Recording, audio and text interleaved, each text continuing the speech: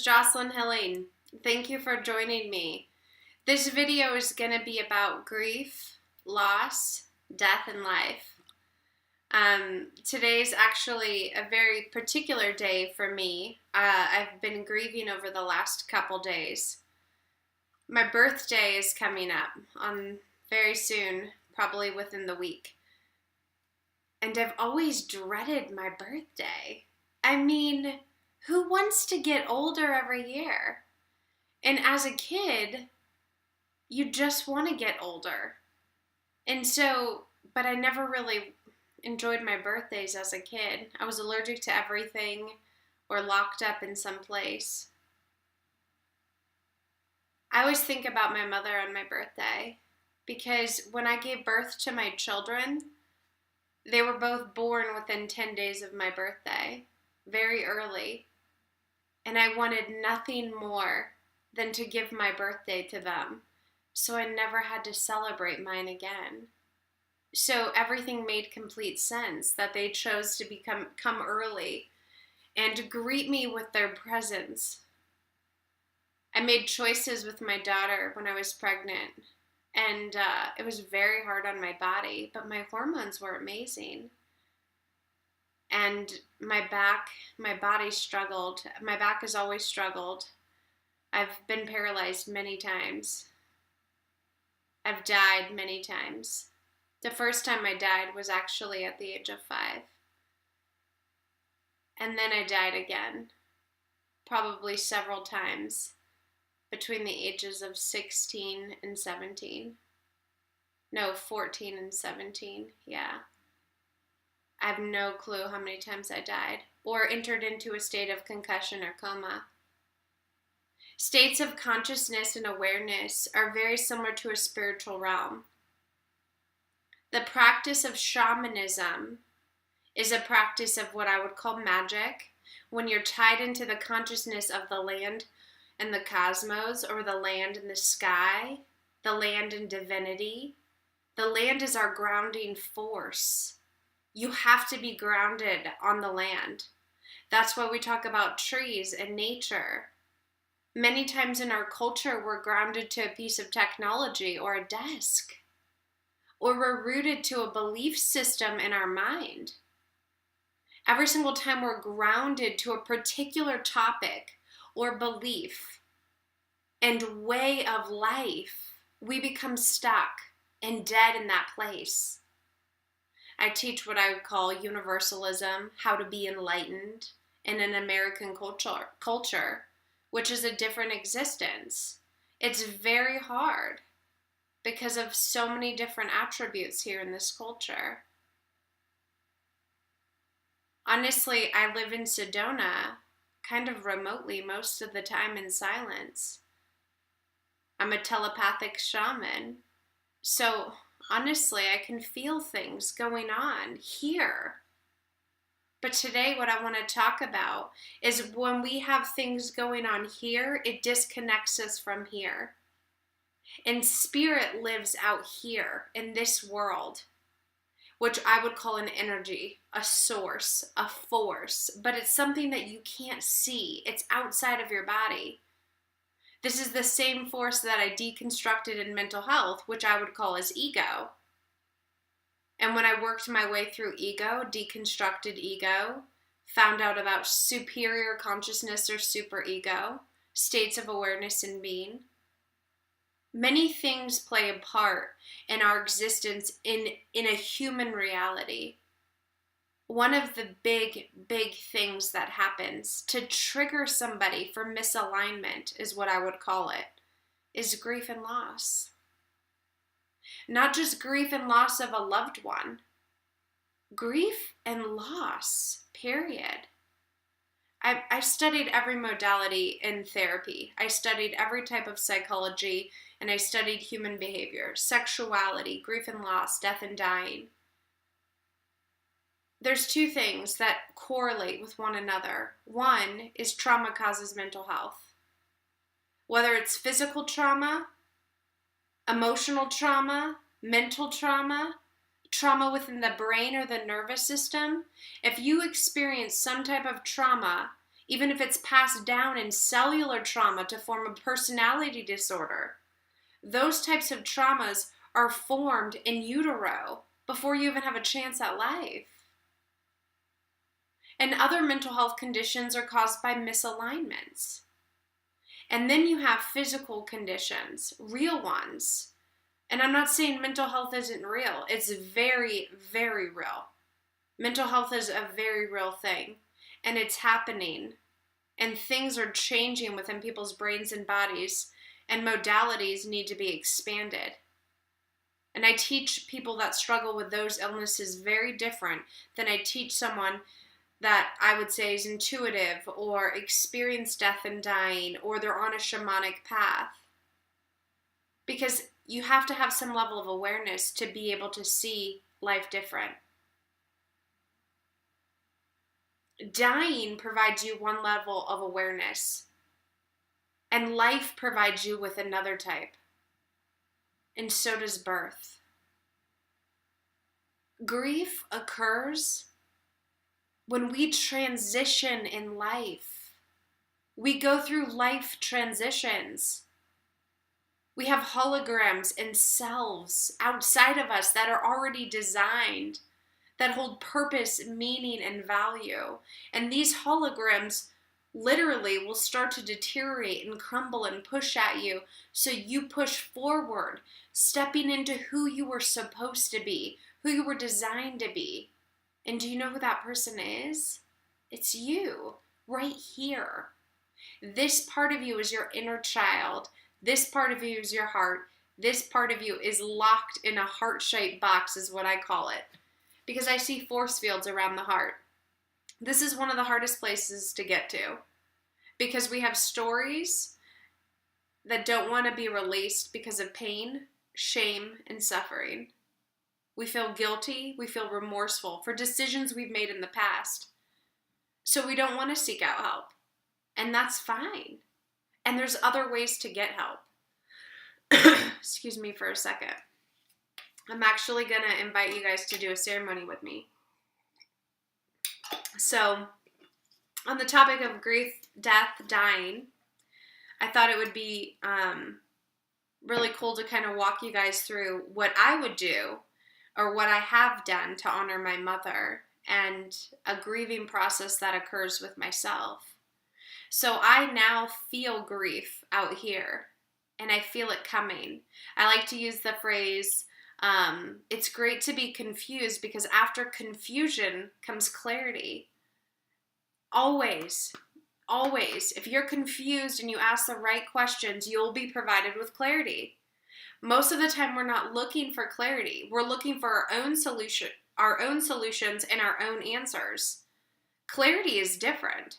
Half the time, it has nothing to do with us, and it's a mess. It's a horrible place to navigate through. I call that place consciousness. Spirit realms, whatever you want to call it, it's dimensional spaces that I see and visit. Those dimensional spaces that I can see and visit vary between two different types of people. One, people that are dying in transition. I've been able to communicate with people in comas. I've been able to walk people from both sides as a living person and connect them with their loved ones before they pass on. Think about how amazing that is. To reach a gate and see angels of your family members on the other side, holding your hand and taking you with you. When you experience death and dying, you go into a completely different state. And not just the person that's dying, the people around that person too. Their levels of awareness change, and grief occurs in every aspect of life. Because when you face death, you face life. And then these guys over here on this side, I help by actually using telepathy. So I read into every system, the body system, the mind system, and the heart system. And after you've seen a physician, or if it's a different type of issue, people call me. And people have called me for everything.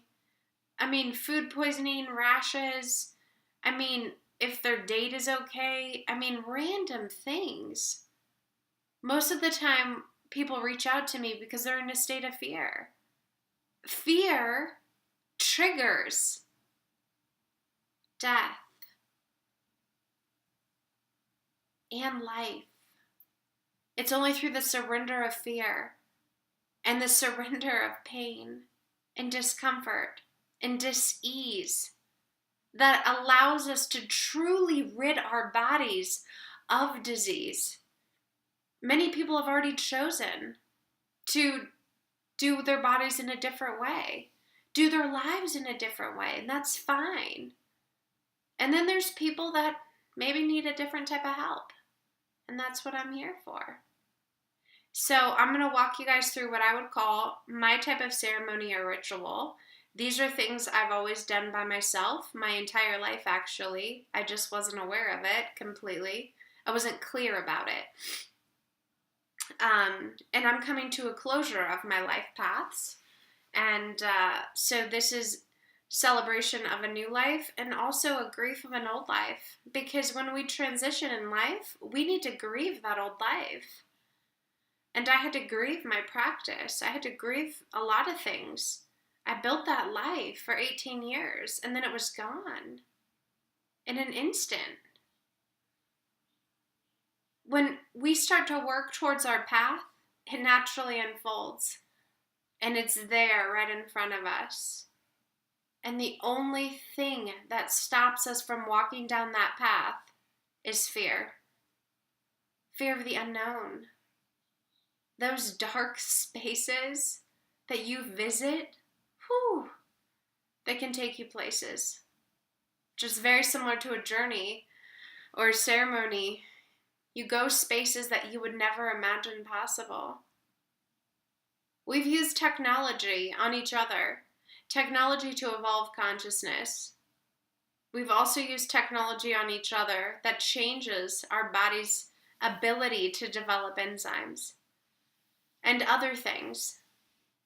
So let's get our hearts, our bodies, and our spirits aligned. Okay, so first, this is about my mom. So I actually collect, and I've always collected random things. I was going to be a mortician when I was younger because I've always been fascinated with the human body. But then I realized I'd have to get my doctorate, and I had a feeling it would just fall into place, which is weird because it kind of did. So anyways, I have one of my mom's teeth. This is the only thing that I have left of my mom. Everything else disappeared, and randomly I found this, which was great. Oh, and I also have her coin collection. She collected coins, and so did I, and she also collected salt and pepper shakers. So I collected pretty much teeth and things of animals. So I base in stones. So I have her tooth. I have this wonderful shark's tooth because I always want to think of a shark. It makes me happy. They're fighters in the ocean.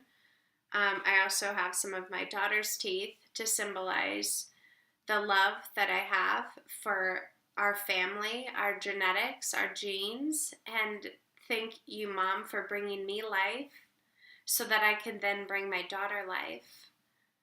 And I was so fortunate that she let me pretend to be the tooth fairy that year. That was great. I also have some just items that I really like, and I also have one of my teeth. And then crystals, and my mom loved turtles. She always thought this brought money, wealth, and abundance. She loved feng shui and all that kind of stuff. And then this guy. This is just a stone, and it's shaped like a chess piece and a horse. However, it's quartz, and it's got some onyx in it. What I like about it is it reminds me of knowledge, wisdom, and Athens, like the Trojan horse. So now I'm going to do what I call channel for you guys. And so I'm going to channel actually sound to come out of me. And this is a way that I bring in what I would call spirit or light into my room, into my space. So when I heal anybody or do anything with myself, I want to make sure things are clear. A lot of times in life, our mind gets so clouded with judgments about ourselves and judgments about other people. One of the things that doesn't happen in American culture with grief is we don't have the opportunity to actually grieve.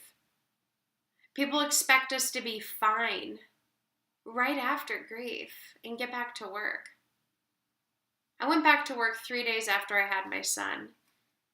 Giving birth was easy compared to watching death and losing somebody. And I was very prepared for grief, very educated about it. My physical human form wasn't. The second my mom passed, I woke up and started throwing up and gagging right away, having a complete panic attack, and no awareness at all that this just happened. And then I started yelling and screaming later. Things are always brought to the forefront of our reality and our life when we lose something we love. Whether it's a person, a job, a loved one, a relationship, a friend group, we move. With every great risk comes great reward. And the space that's not known is a space worth seeking, because that's where you'll find yourself, in that space. All right.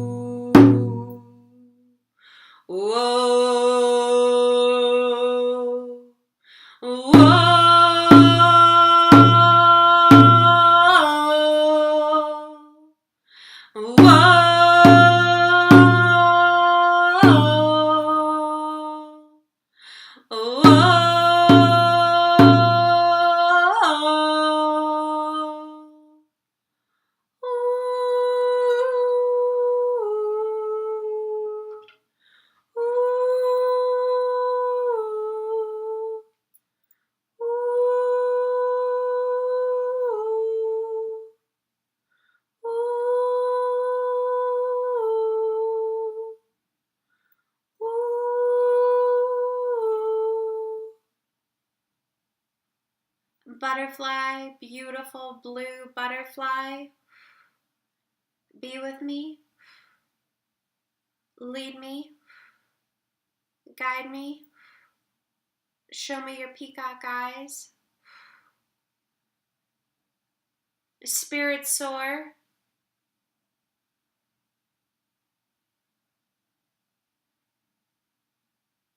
as I see your wings so high, glide me from the midnight sky.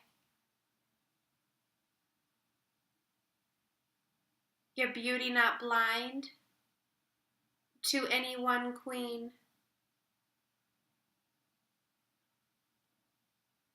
For my beautiful mother, you deserve to be seen. Allow me to honor you, my gracious gift. Thank you for bringing me through breath.